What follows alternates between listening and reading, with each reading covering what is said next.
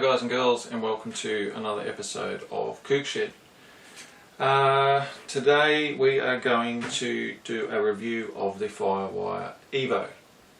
So this one's a bit of a funny one. Designed by Tomo, Aussie guy who shreds but also designs a mean surfboard. He's right into water flow properties. He studies, animals moving through water and objects moving through water and air and things, and studies the flow around those objects and applies them to his surfboard design. So you might notice the shape. So when this shape came out, it was quite groundbreaking.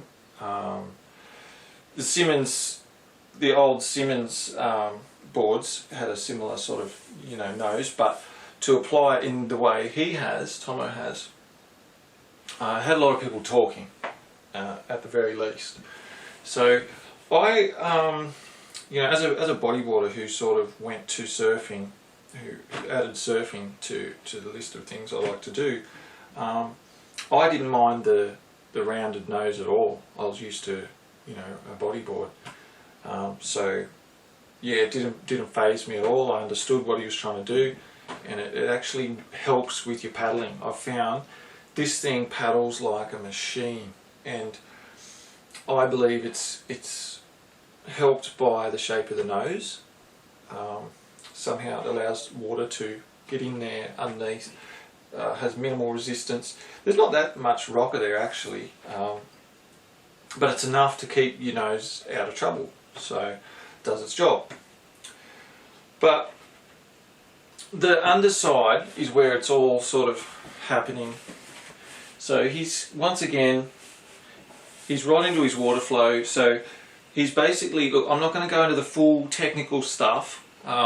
There's plenty of other reviews that explain it, and the website itself explains the breakdown of the shapers channels and things underneath the board, and the rails and everything like that. I'm going to give a broad general review of the board.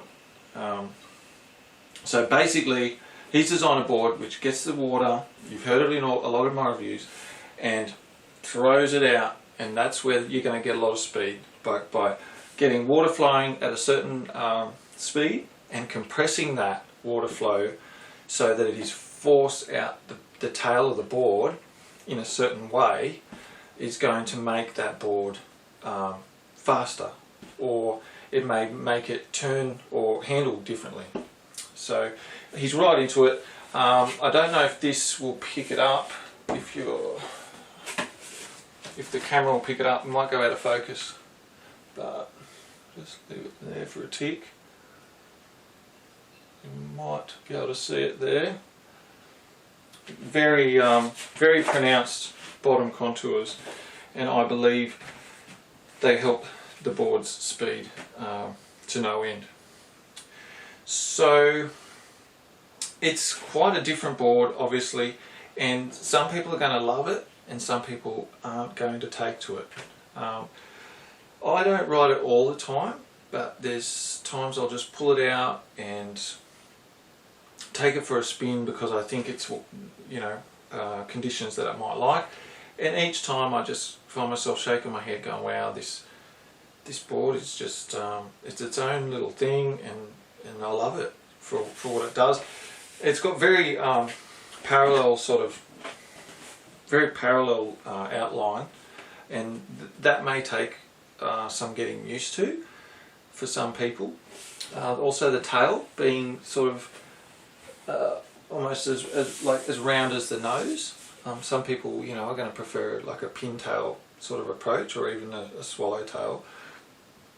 This is obviously quite different, being quite wide, but once you get a feel for it and learn how it works, you're going to have a lot of fun.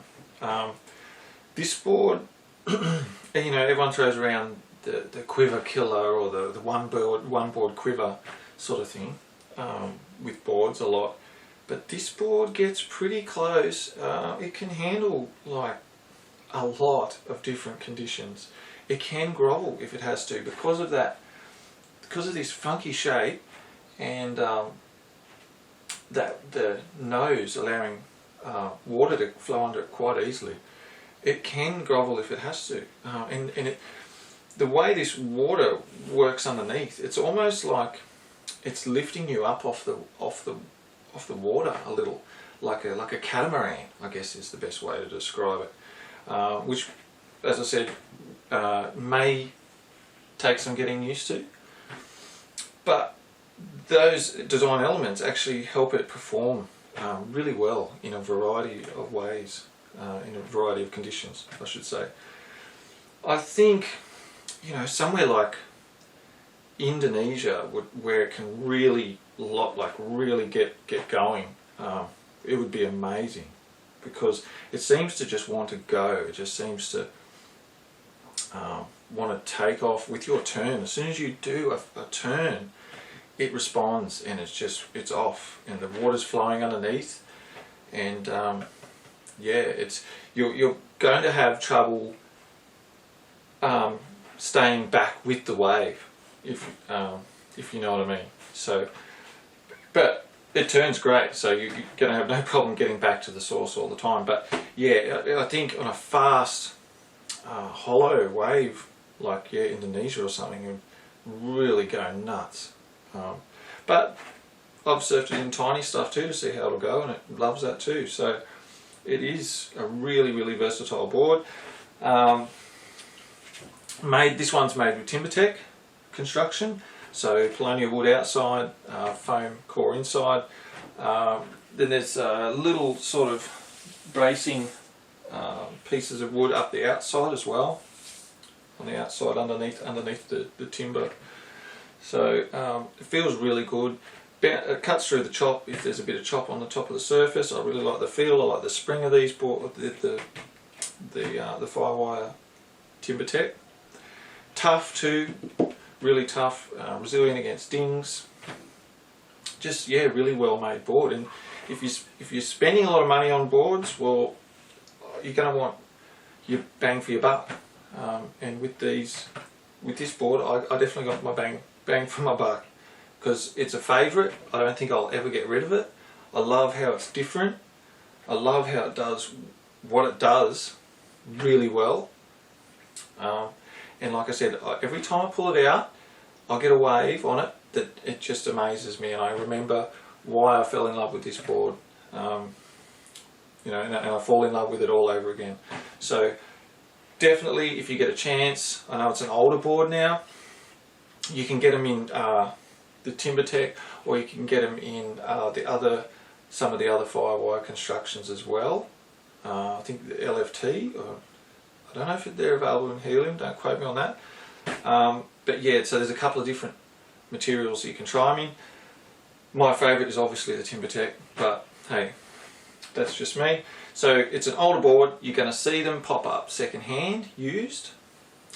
As long as they're watertight, you know, being treated well, pick them up, grab one, because you're going to have a lot of fun. They're very different, but just a real blast, and you're going to go really fast. So yeah, hang on. Okay, well look, I hope you enjoyed that review. Oh, one more thing, just the fins. I started by using them as a quad, using the board as a quad, and I've been using these Machado thruster just because I just wanted to feel how the board goes as a thruster. But and it's personal preference only, I like the feel of this thing as a quad. I'm going to go out on a limb. Some people might say you're crazy, whatever, but hey, it's my channel, say what I want. I've just, as much as I still have fun riding as a thruster, I believe because of the tail shape, the width, I've just found I have more fun on this board as a quad. That's just me, okay? So that's just something else to think about. This one is 5'7", and I think just under 34 litres, this one here. So you can go much smaller too, yeah, but I guess that depends on your body shape. Anyway, I'm rambling, but hey, that's what I do on this channel. If you enjoyed that review, let me know. If you've got any questions about the board, ask away down below in the comments. If you liked the review, hit like. If you didn't like the review and you want to have a whinge, go for a surf instead, or just press off. I don't know why people need to click dislike, but anyway, that's their thing. Good on them. Go for a surf instead, I reckon. Get out there and have some fun. Alright, well, short but sweet, but yeah, I hope you enjoyed it. And if you want more reviews, tips, surf related ramblings, hit subscribe, and I'll see you next time on Kook Shed. Thanks for dropping in. Catch ya.